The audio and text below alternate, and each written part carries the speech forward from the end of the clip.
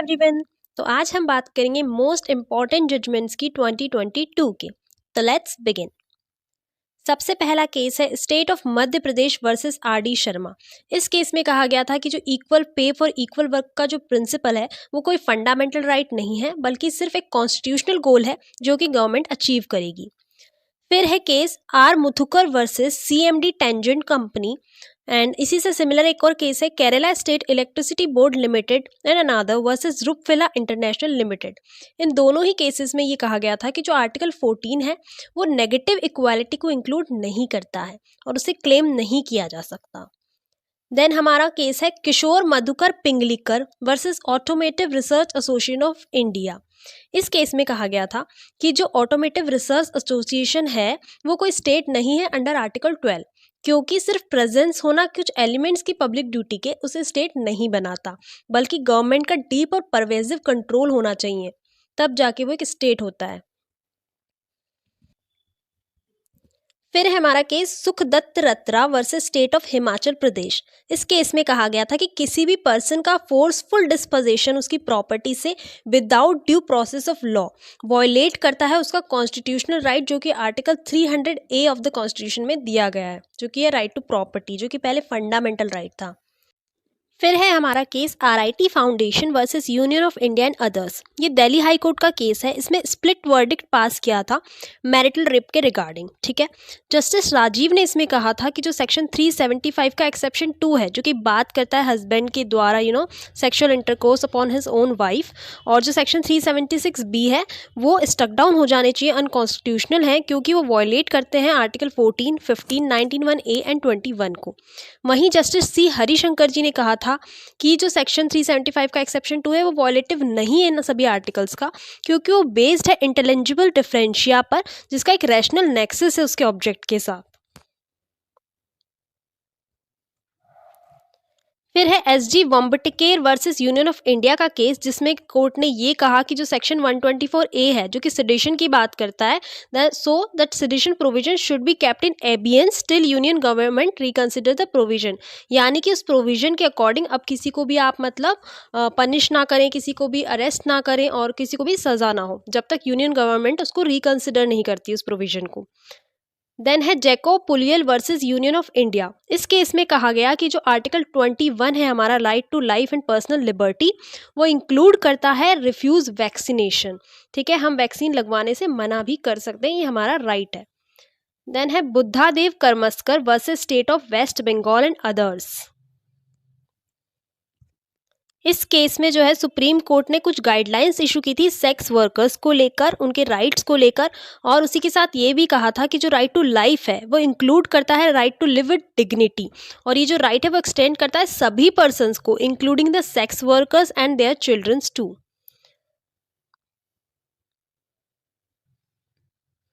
अब ये लाइन से 3 केसेस सिमिलर ही बात करते हैं राजीव गांधी के असेसिनेशन के जो कन्विक्ट्स थे उनको लेकर। पहला केस है AG Perarivalan versus state of Tamil Nadu. इसमें क्या करा, सुप्रीम कोर्ट ने एजाजी पेरारीवलन जो थे उनको जो है रिलीज कर दिया था, जो कि राजीव गांधी असेसिनेशन केस में एक कन्विक्ट थे।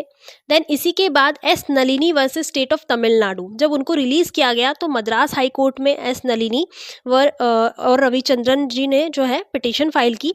तो उसमें क्या करा, हाई कोर्ट ने रिफ्यूज कर दिया प्री मेच्योर रिलीज को लेकर। उन्होंने कहा कि उनके पास सुप्रीम कोर्ट की तरह स्पेशल पावर्स नहीं है।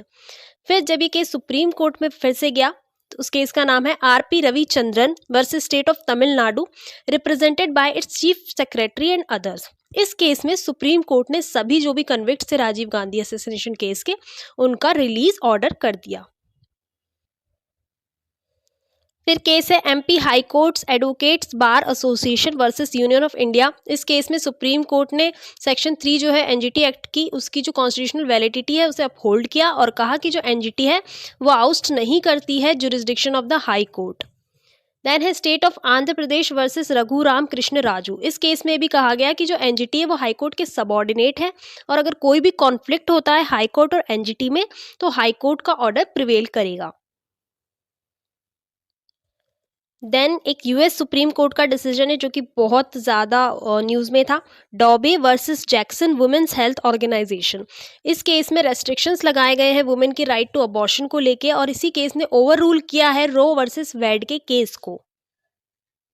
देन है हमारा case X versus the principal secretary health and family welfare department.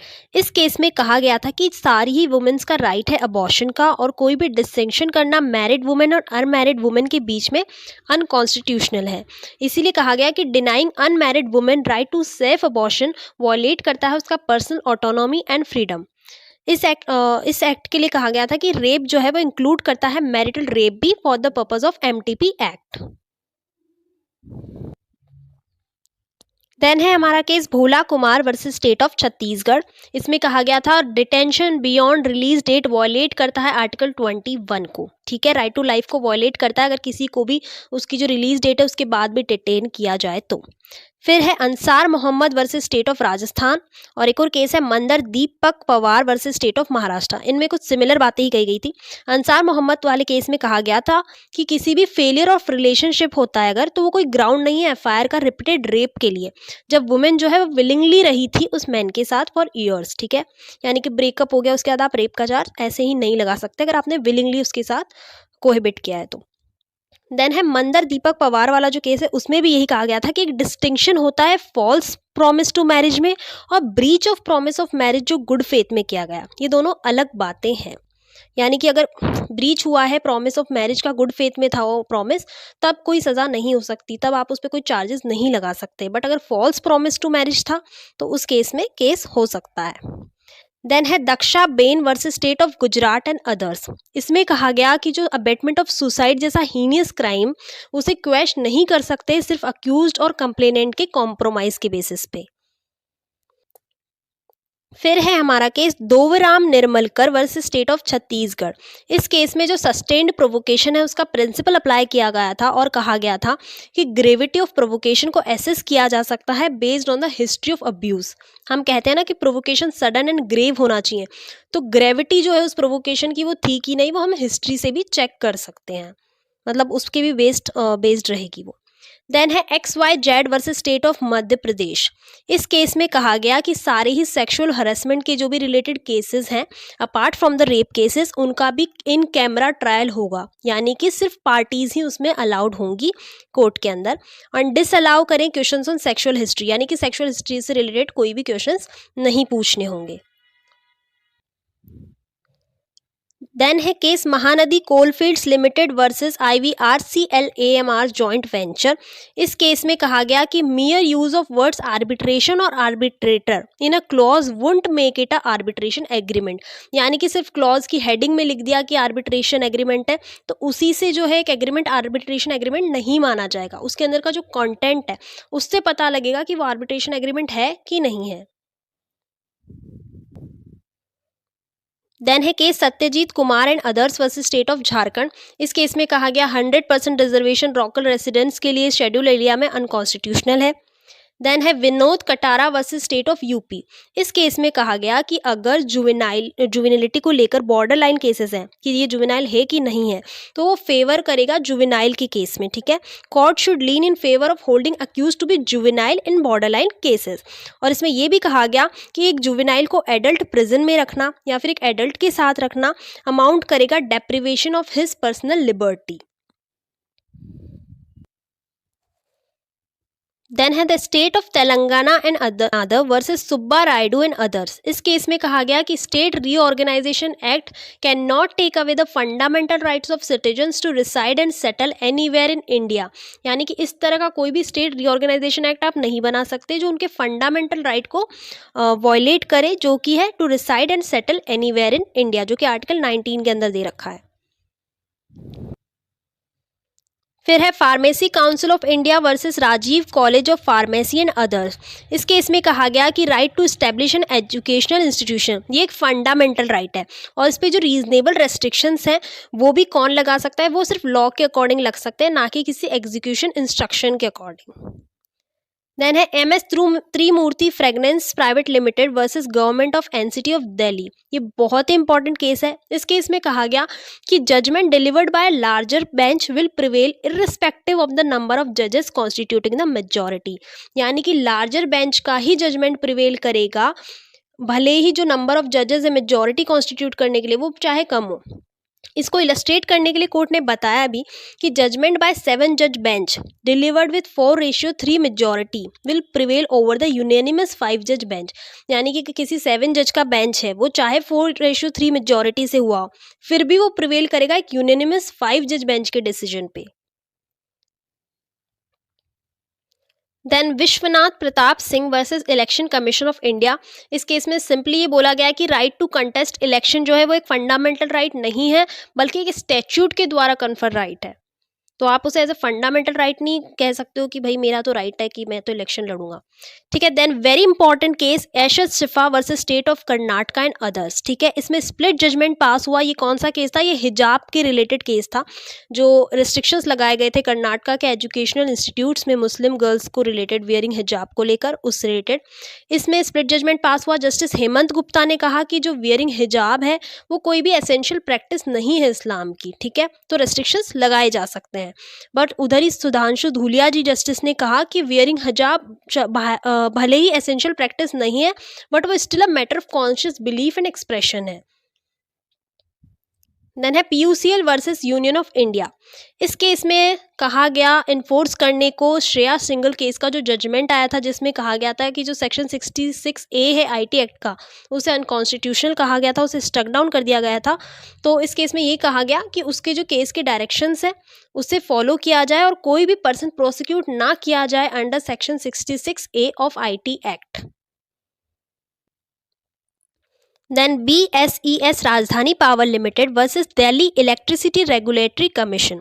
इस केस में कहा गया कि एक क्वेश्चन जो है लॉ का वो सब्सटेंशियल है कि नहीं है। इसका टेस्ट क्या होगा? To see whether it directly and substantially affect the rights of parties. यानी कि ये कहते हैं ना सब्सटेंशियल लॉ ऑफ क्वेश्चन, तो वो डिसाइड करेंगे हम किस बेसिस पे कि वो डायरेक्टली एंड सब्सटेंशियली अफेक्ट कर रहा है कि नहीं कर रहा है राइट्स पार्टीज के।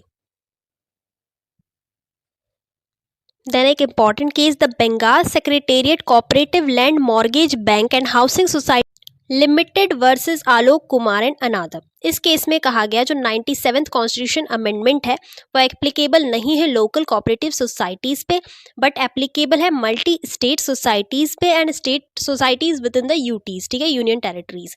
तो आपको पता होगा कि जो 97th अमेंडमेंट है इसके तहत पार्ट 9B इंसर्ट किया गया था कॉन्स्टिट्यूशन में, जो कि डील करता है कोऑपरेटिव सोसाइटीज पे। उसी पार्ट 9B को union of India versus Rajendra Shah के केस में अनकॉन्स्टिट्यूशनल करार दिया था।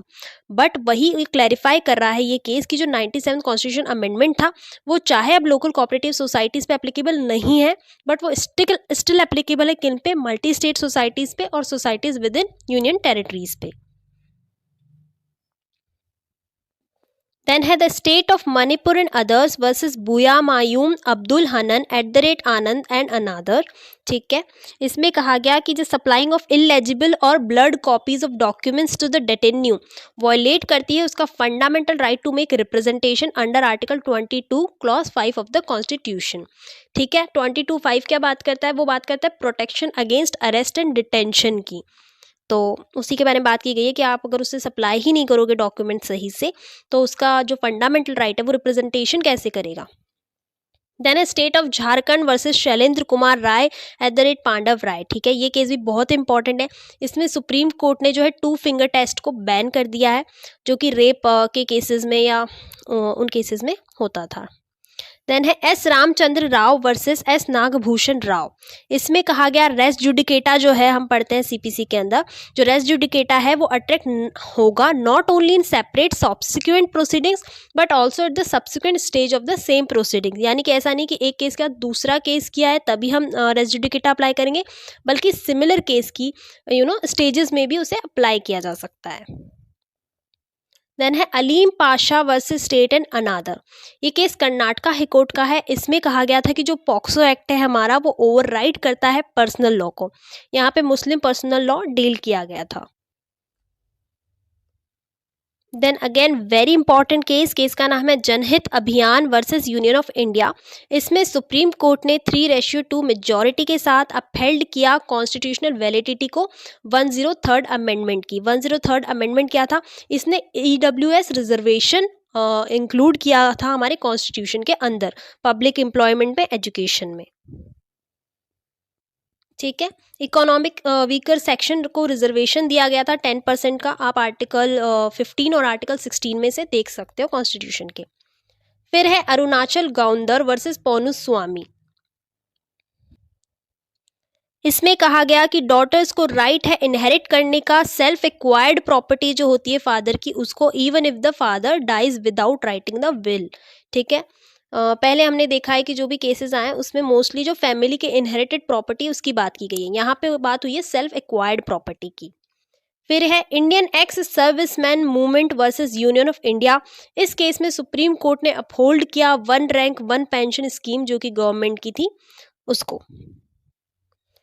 नाउ द लास्ट केस का नाम है new Okhla industrial development authority versus Rama Ravindra Kumar Singhvi. इस केस में कहा कि एफिडेविट्स कोई सिर्फ मियर शीट ऑफ पेपर नहीं है, बल्कि क्या है, सोलेमन स्टेटमेंट्स है ओथ के। और अगर कोई भी पर्सन झूठ बोलता है, लाई करता है ओथ पे, तो उस पर कंटेम्प्ट के चार्जेस लगाए जा सकते हैं। So that's it, thank you everyone.